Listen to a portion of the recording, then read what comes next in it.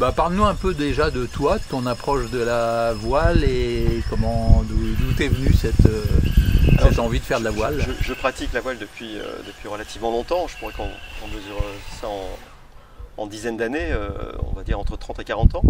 Mais une voile qui est plus terrestre, puisque c'est central, c'est Paris, c'est la région parisienne, oui. C'est les lacs, c'est la Seine, et puis avec des excursions ponctuelles en mer, en faisant de l'habitable, etc. Donc passion d'être sur l'eau, passion du bateau, passion de l'aventure, passion transmise par les lectures. Et donc on parle de la longue route, et effectivement c'est une lecture de la longue route il y a assez longtemps, pendant une période de vacances sur la côte atlantique, du côté de Saint-Gilles-Croix-de-Vie, Saint-Jean-de-Mont, etc. Une côte.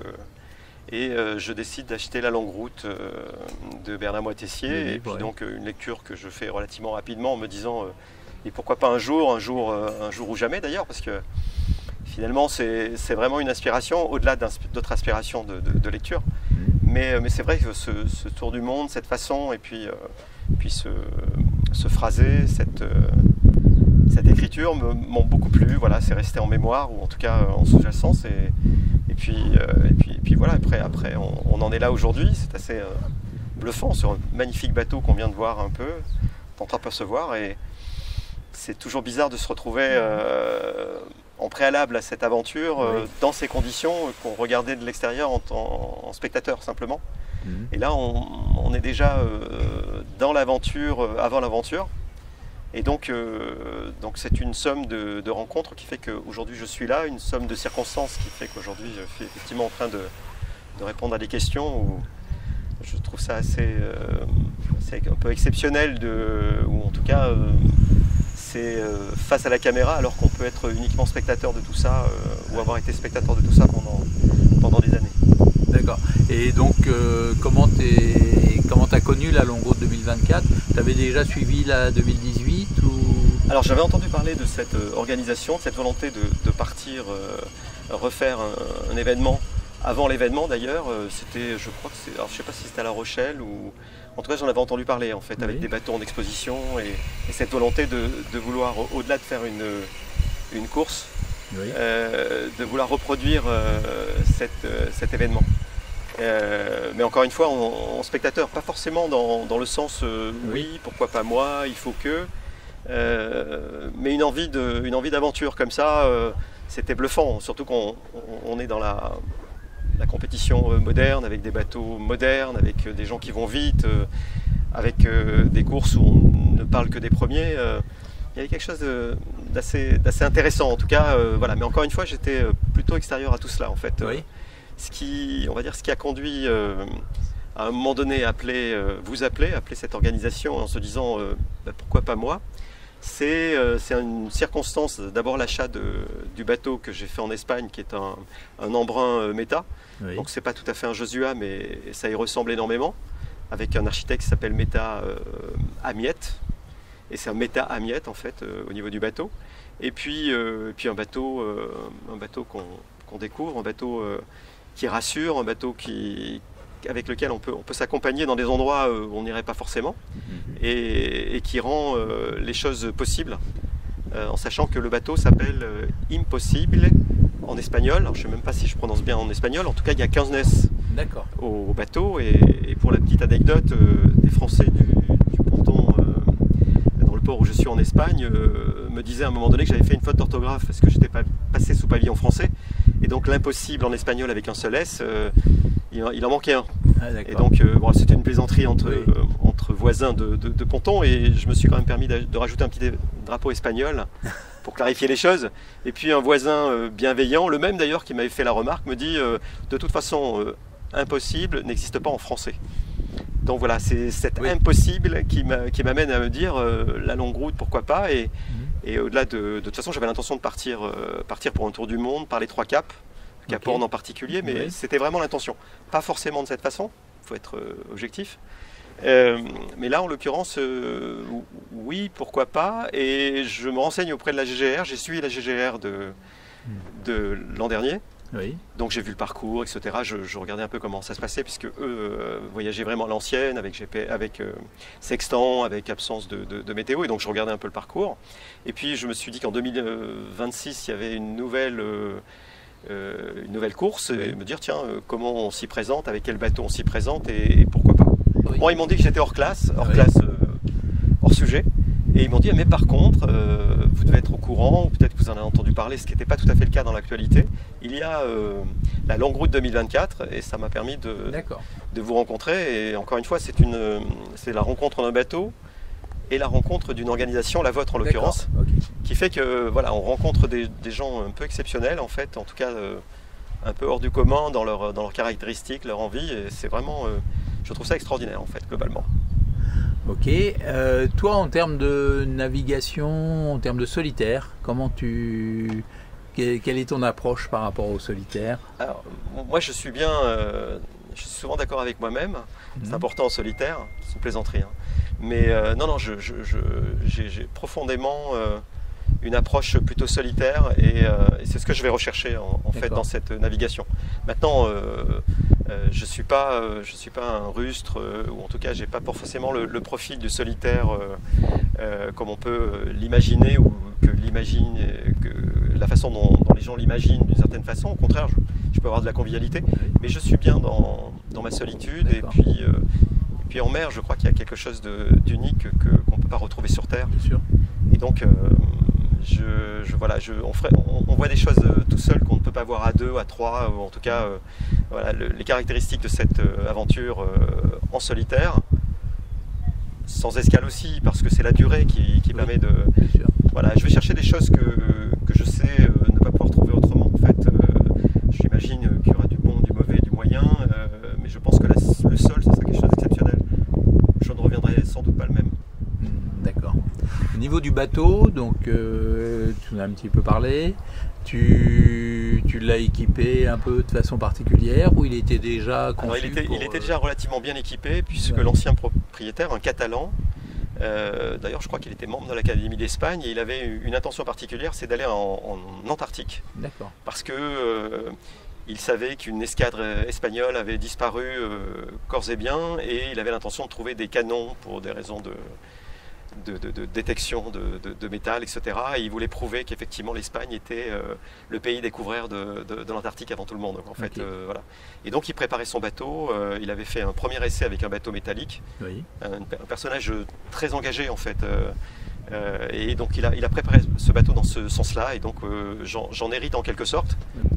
C'est un bateau métallique, autant profiter de ce matériau pour aller très loin dans les possibilités de réparation potentielles, avec des plaques de métal et de quoi renforcer un taquet, voilà. J'ai essayé d'aller très très loin. D'ailleurs, j'ai même sollicité, j'ai acheté même un poste à souder spécial que je peux mettre sur un groupe pour le faire fonctionner en pleine mer. Ouais. Je me suis dit il fallait coûte que coûte arriver, et qu'on ne pouvait pas s'arrêter sur un incident. L'idée de le faire en one shot, en une seule, sans escale, je pense que c'est parti vraiment de l'objectif. Je pourrais être déçu, sachant qu'on ne peut pas être déçu quand on part pour ce genre d'aventure, qu'elle soit faite en one shot ou pas, en une fois ou pas. Mais je pense qu'on ne peut pas partir en se disant que c'est pas grave si on s'arrête. Oui. Ça fait partie de l'aventure, c'est sans escale, en solitaire, et pour vivre pleinement la totalité des étapes, des étapes qui vont. Et la durée. C'est la durée qui fait l'aventure. En termes d'équipement électronique, tu as... Alors j'ai un AIS, j'ai un radar, il est relativement bien équipé. J'ai même acheté un lecteur de cartes, un Axiom pour citer la marque si tu veux. Donc effectivement, mais je vais essayer de voyager à l'ancienne avec des cartes. J'ai donc fait l'acquisition d'un sextant.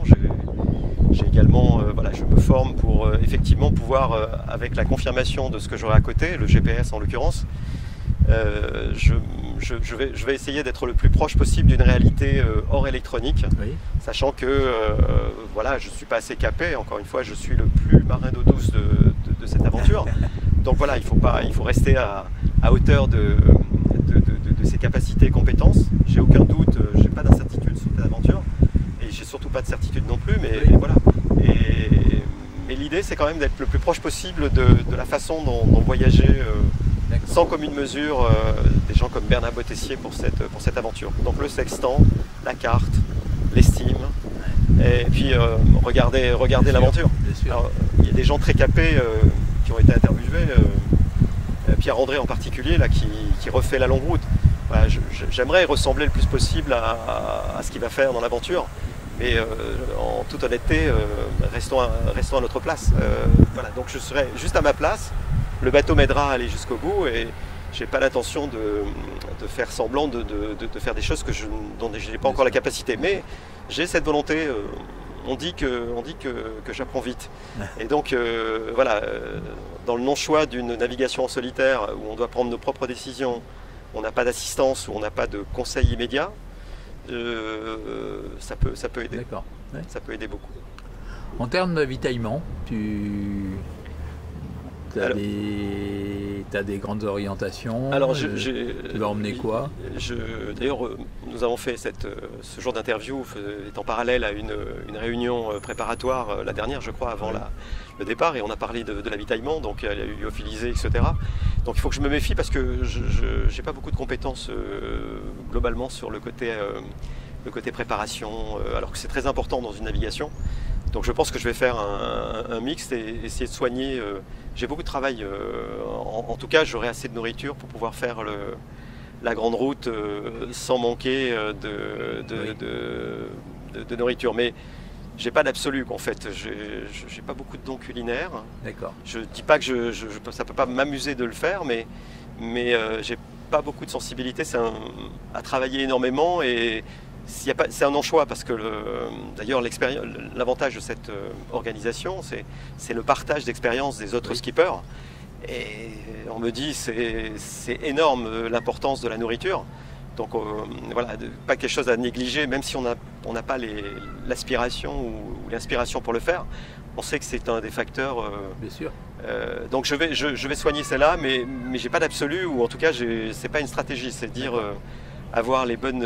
Alors je ne veux pas raisonner en calories, mais manger de manière avec de la diversité, de manière équilibrée, parce que physiquement le bateau est exigeant. Hein, c'est un bateau à l'ancienne, il faut aller au pied de mât. Dans les conditions de mer, il faut pouvoir sortir. Donc une mauvaise alimentation, ça peut être dramatique pour cette aventure. Il faut éviter les carences, quoi. Voilà. Donc j'ai pas assez d'expertise pour parler mais je vais faire ce qu'il faut pour avoir le volume et les besoins nécessaires. D'accord. Au niveau du sommeil, comment tu gères ton sommeil en mer? Alors je dors très peu, oui. Et c'est pas une véritable inquiétude. Alors j'ai eu l'occasion de pas battre un record, mais de ne pas dormir pendant, alors dans un cadre professionnel qui n'a rien de marin, mais pendant 4 jours, 4 nuits. Et donc je sais que j'ai une bonne résistance et je peux dormir n'importe où, n'importe comment, de manière fractionnée. C'est pas quelque chose. Alors si la nourriture m'inquiète sur mes compétences, le côté permanence, puisqu'on a besoin de vigilance sur des endroits bien précis où on ne peut pas dormir. En tout cas, si on dort, c'est vraiment par fraction. Là-dessus, c'est sans doute une de mes compétences intrinsèques que j'ai pas besoin de développer. J'ai pas peur de cette partie-là parce que, encore une fois, moi, je fais on-off. C'est-à-dire, quand je décide de dormir, je m'éteins, puis je peux me rallumer, comme je me réveille à 4 heures sans chercher à me réveiller à 4 heures, mais je suis un peu timé, donc ça ne me dérange pas de m'allumer, m'éteindre. C'est on-off, c'est plutôt bien. Donc j'ai vraiment un avantage. Et il faut en profiter parce qu'on n'a pas tout. Voilà, la bouffe, c'est pas du tout mon truc. Et là, je sais que j'ai un gros travail à faire. Là-dessus, j'ai aucune inquiétude sur le sommeil ou le fait d'avoir une nécessité de rester longtemps en éveil. Au contraire, je suis très stimulé en étant sur l'eau. Et puis, je crois que j'aime ça en fait. Il y a une espèce de. Voilà. C'est une qualité. C'est pas le défaut de la nourriture. D'accord. Et là, il te reste Qu'est-ce qui te reste à préparer? Là, on est à 3 mois à peu près du départ. Alors des choses que j'ai un peu découvert dans la nécessité là, tout récemment, parce que j'ai de l'électronique qui est à l'extérieur du bateau, donc une espèce de poste où et on me disait que c'était iconoclaste, c'est-à-dire c'est pas possible d'envisager ça, encore une fois, pas sur la descente de l'Atlantique, mais sur le côté vraiment difficile. Sud, oui. où tu as le bateau qui est submergé trop fréquemment et on m'a dit pas d'électronique en hauteur. D'accord. Donc là je suis en train de réfléchir au fait de tout redescendre dans le bateau, puis de ne rien avoir comme tout le monde. Il faut suivre le bon exemple. Et j'hésitais, mais c'est un travail que je voulais pas forcément rajouter. Oui, bien sûr. Mais là je sais que j'hésite plus, donc il va falloir que je transfère tout ça. Après je pense que c'est jamais fini. Je pense que le bateau est prêt, peut-être plus prêt que le marin, mais compte tenu que je descends, je remonte d'Espagne jusqu'ici dans une vingtaine de jours. J'aurai d'autres choses sans doute à préparer en complément, parce qu'on sait très bien que c'est un beau galop d'essai en fait. Voilà, moi je pense que le bateau est fait pour ça. Après le reste c'est ce qu'il faut avoir ou faire ou ne pas faire. Ok, bah, je ne sais pas si tu as d'autres choses à ajouter par rapport à tout ça. Non, je suis super content d'être là, super content que ça se précise. Je serais super content de partir et exceptionnellement satisfait de revenir avec la réalisation d'une seule traite, etc. Après le reste, voilà, on sait très bien qu'il y a un nombre d'aléas étonnants, mais voilà, mais comme pour cette aventure, on me l'a dit, une grande partie de la réussite passe par ce côté engagement moral, envie, une forme de certitude, hein, mais dans l'humilité et la modestie. Je suis prêt à ça. D'accord. Je suis prêt au job. Très bien.